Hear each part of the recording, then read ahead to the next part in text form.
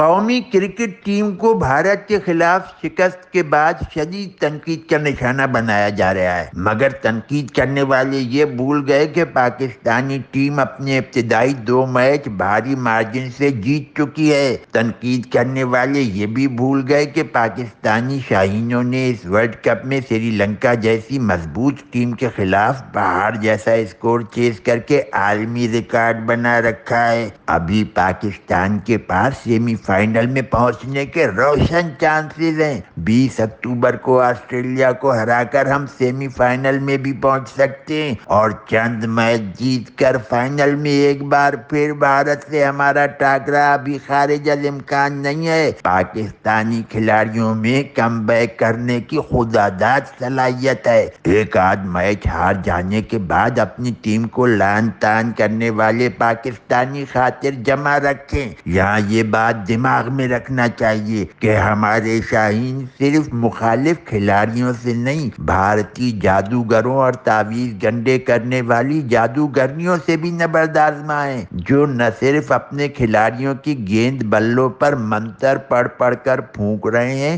بلکہ کالے علم کے زور پر اس توہم پرست ٹیم نے اپنے میدانوں میں پتلے بھی گڑوا رکھے ہیں۔ جادو ٹونے کرنے والوں پر اللہ کی مار، مگر ہمارے علماء کرام نے پاکستانی قوم سے گزارش کی ہے کہ وہ اس ورلڈ کپ میں پاکستانی ٹیم کی جیت کے لیے بس دعائیں کرتے رہیں، تاکہ بھارتی جادوگروں اور جادوگرنیوں کو منہ کی کھانی پڑے۔ طیب پنجابی، نیوز پاکستان، ہندوستان۔